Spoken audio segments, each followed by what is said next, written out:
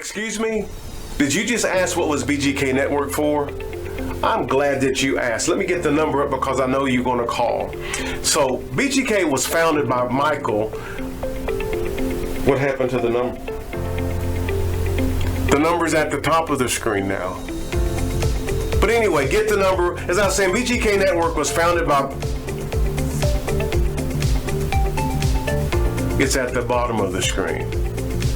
Really? Really? Okay.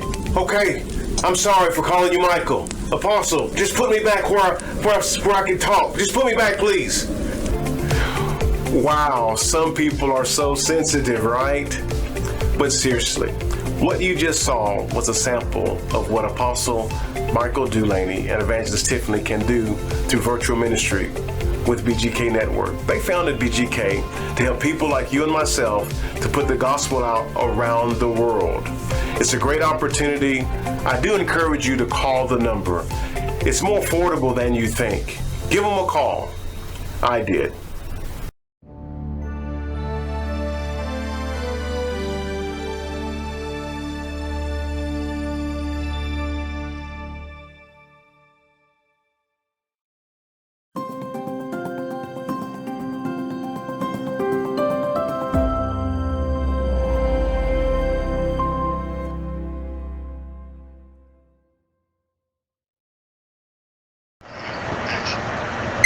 Hi, I'm Dr. Ramona Joseph, and I'm so happy that you joined me for this premiere edition of Let's Talk About Marriage and the Family. This is my first presentation. I'm a little nervous, I'm quite excited, and so happy that you joined me so we can have an opportunity to talk about marriage and the family. I'd like to do this for this presentation. I kind of like to talk about how this presentation came to be and a little of my background history so that you'll get a chance to know who I am and will readily share with me on this presentation.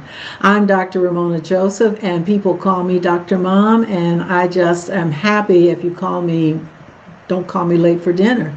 You see, I have a little sense of humor, so you can call me Dr. Mom or you can call me Dr. Ramona Joseph.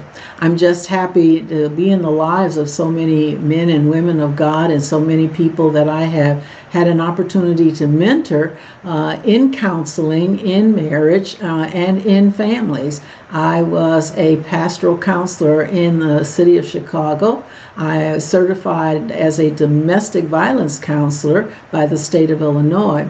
I was born and raised in Chicago, Illinois, and my background relative to my life was that my mother was never diagnosed officially with a mental disorder, but I believe that her mental disorder caused her to be an emotional abusive parent.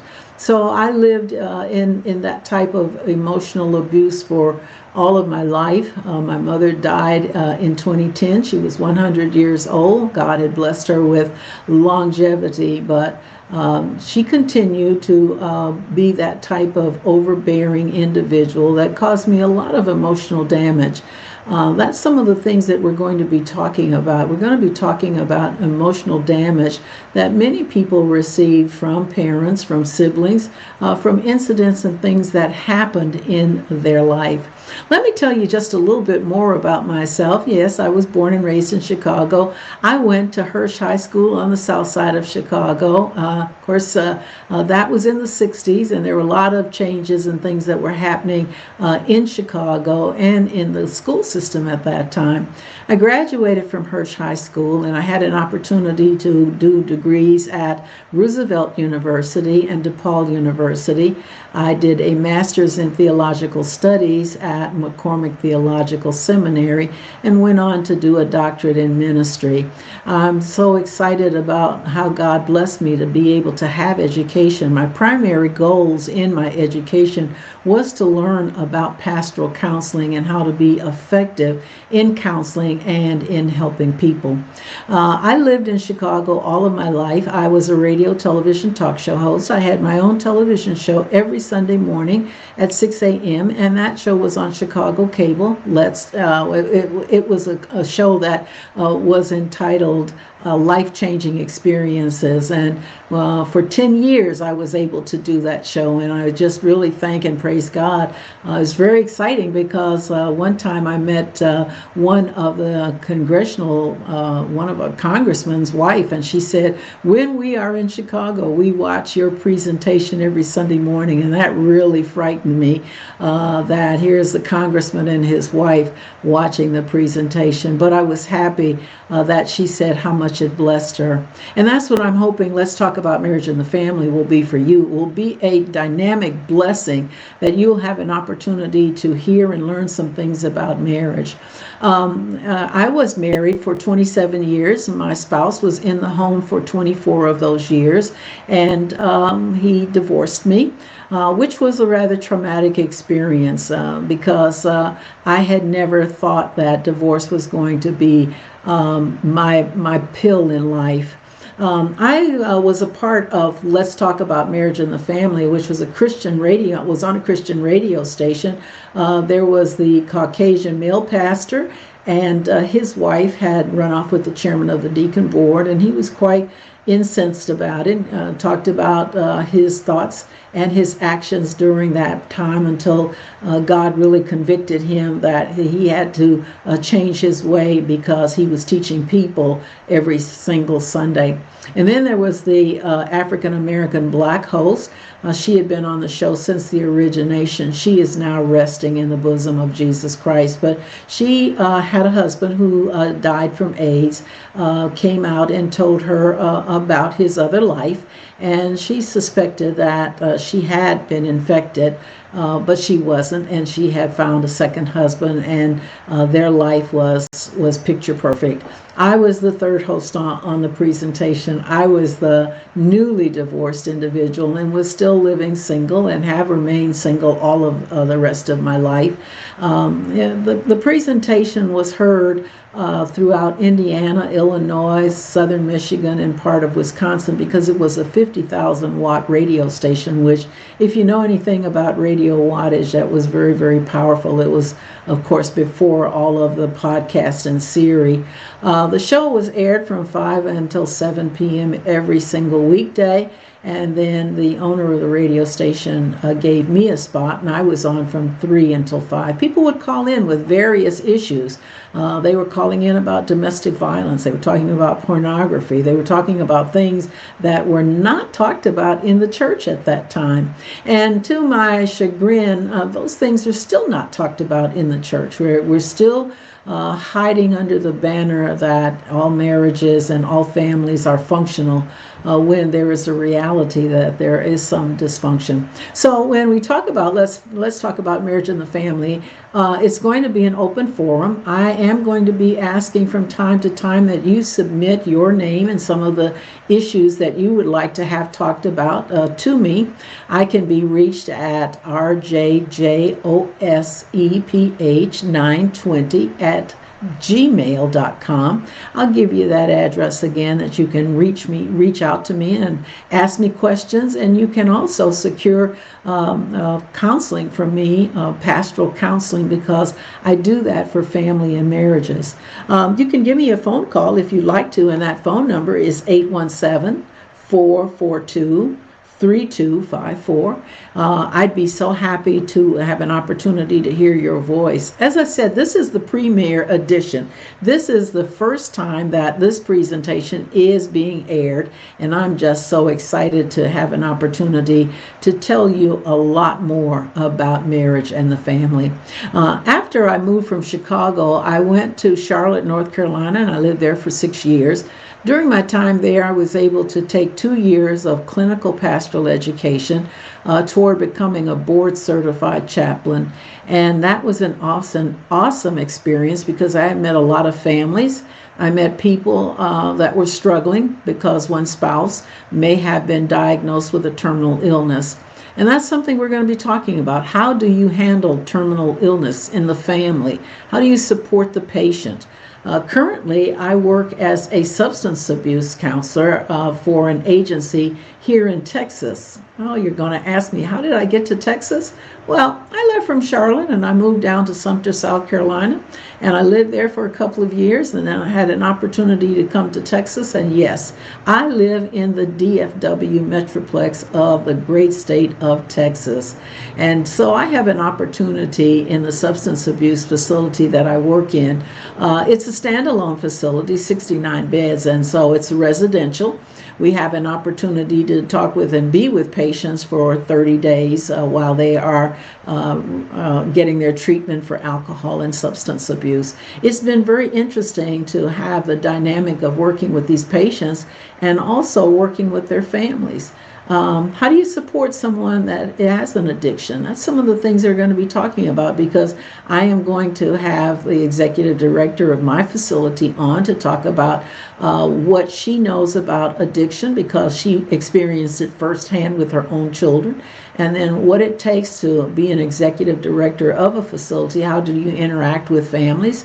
I'm going to have the clinical director of our facility on to talk about family, marriage, talk about counseling, and how important it is that we don't turn our backs on the patient, but also that we don't turn our backs on the family. Children are always involved whenever there's anything going on in a family. We'll be asking some professional counselors, how do you help people adjust? A couple got married, husband and wife got married, everything was fine, and one of them was diagnosed bipolar 1 or bipolar 2. How do you handle that? How are you going to handle that within the marriage and within the family? You just can't run away from it. We're going to be talking quite a bit because my forte is dealing with this subject of pre-marriage counseling. I don't think that there's enough of that done. I developed a questionnaire, and that questionnaire is before you ask, before you answer. I will make it available for you, but you need my guidance in being able to utilize it in the correct way. I believe that the foundation of marriage is so important, and I believe that in the church we are still kicking a lot of issues under the rug, and I think that it's time to not expose the church, but to expose what lacks in the church, so that we can be better equipped to handle the situations that are coming up in families. We have just experienced the most trying time of our life. We experienced this pandemic. And so for several months, families were isolated. They were in the homes together. How did parents handle children that they don't usually have to be handling? What happened with the children? Because were the children suffering because they were so isolated and away from their friends?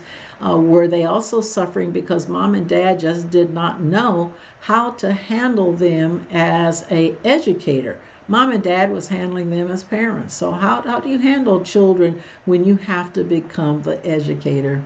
Some of these husbands and wives looked at each other when they were isolated, and they start scratching their head and thinking, what did I marry here? Because it was a whole different situation. We find that a lot of people turn to other areas and avenues of addiction.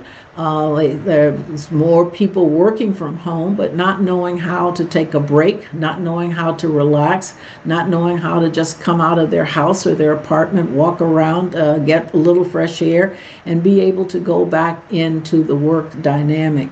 So there are lots of things that are going on in a lot of Christian marriages. I'm not saying that the church has failed. What I'm simply saying is that I think that the doors need to be wide open for people to be able to honestly talk about what is going on in their marriage and in the family. So we're going to be bringing on lots of people. I'm going to be bringing on people that are church leaders. how they are handling marriage situations within their church. And then I'm going to be talking to some church leaders and how did they handle their marriage situations, because for some of them, their marriages did not work out. How did they handle being a divorced pastor? How did they handle reaching out to their congregation when their congregation, and maybe many of the people in their congregation, were saying, well, you've prayed for us, why couldn't you pray to save your own marriage? How often did I hear that after my own divorce? How often did I hear that this woman teaches prayer seminars, she develops intercessors, that runs all around the United States developing prayer teams. Why wasn't she able to pray for her own relationship? And so we're going to talk about that, and that's some of the fallacies that we believe, and I believe wholeheartedly in prayer. My stand verses are Isaiah 65:24. Before we call on God, he hears us. And while we're yet speaking, he starts to answer. I believe totally in prayer. And I believe that prayer can change many things. But I also believe that the will of God is so important in our lives, in our marriages, in our families. And we have to be like Christ. Nevertheless, not what I want, but what you desire for me. So I'm looking forward to having an opportunity to talk with you. You can email me again at rjjoseph920 at gmail.com, or you can call me at 817-442-3254. Sorry I have to look down at that telephone number, but I haven't memorized it yet. I have quite a few other things on my mind. One of those particular things that I currently have on my mind is being open and honest about what is happening in families and in marriage. Recently had a discussion with one of my colleagues, very disturbed because his son took a posture that he could not support in his home. And he had an honest heart-to-heart talk with his son and said that these are the rules and regulations of our home. This is a young man who, my colleague, has raised this boy from the time he was 8 months old. It was his wife's first child from another relationship. And the child he's 17 years of age, he has taken a posture against his parents, stating that he can't live in the home. And he's giving up a scholarship, a full ride scholarship. He's giving up all of the perfection and scores that he has had in his high school education to walk away from home because he doesn't believe what his parents are asking him to do is to live by their rules and regulations. So I told my colleague, he was very, very disturbed about it, and we prayed and we talked about it, and I could sense that he was upset because it's his wife's son. He never legally adopted the young man, but he's raised him. He's been there every step of the way. He's taken him on college tours and just done everything. But there's areas of his life that he said, I just cannot have in my home, because there are other children, there are younger children there in the home. And I'm not going to go today into what those issues were. But one of the things that I said to my colleague, I said, in the Bible, Joshua had to take a posture. And his posture was, as for me and my house, we're going to praise the Lord. No matter what happens in our life, I want you to take that posture that, as for me, I'm going to do what God is saying to do in his word. I am going to live the holy and righteous life. And one of the ways that I do that is to learn about many things that are going on in my life that are causing dysfunction in my home, causing me not to be the person that I should be. And that's why I want you to be a regular viewer of Let's Talk About Marriage and the Family. I am just excited about what we can do together. We can get together on the weekly basis. We can communicate, with me communicating to you, but then me asking you to communicate with me, letting me know What are some of your family issues? And even the possibility of having you come on to this presentation. Once again, I'm Dr. Ramona Joseph, affectionately called Dr. Mom, and I'm so excited for this premiere edition of Let's Talk About Marriage and the Family. Counseling, pastoral counseling, has been my forte. It's what I studied in college, it's what I studied in the seminary.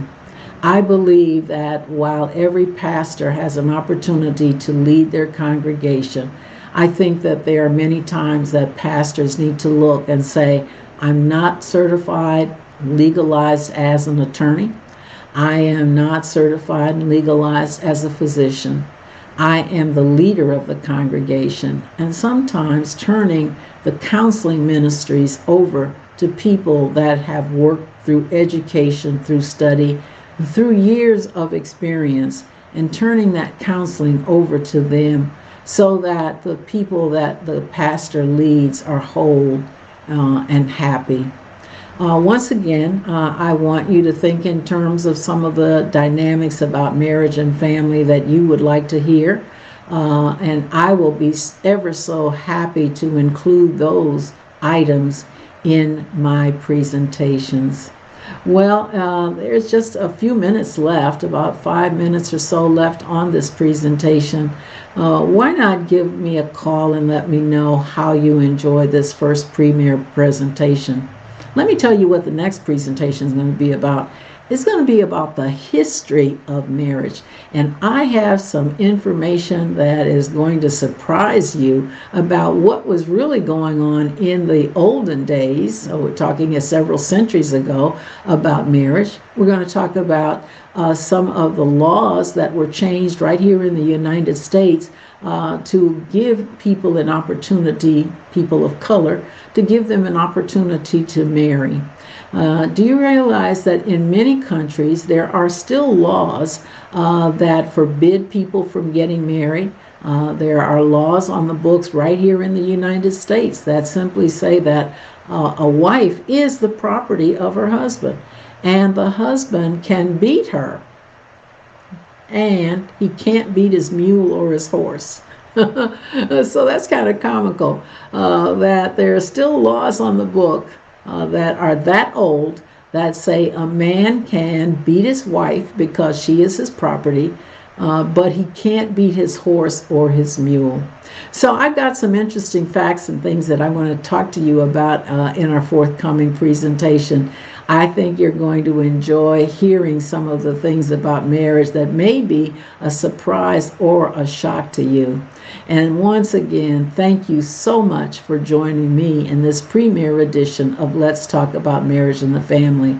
To contact me again, it's rjjoseph920@gmail.com, and the phone number is 817-442-3254. We're going to be able to have a dialogue back and forth, even though I'm talking to you right now. We're going to have that dialogue back and forth, and I'll be able to answer some of your questions and be able to talk to you about issues in your own family. If you write me and it's a confidential issue, I won't give your name. I won't say anything about who you are. I respect confidentiality. And because of that, I would not expose you to any viewing audience. It will all be confidential. That email comes to me. My assistant forwards any information that I personally need.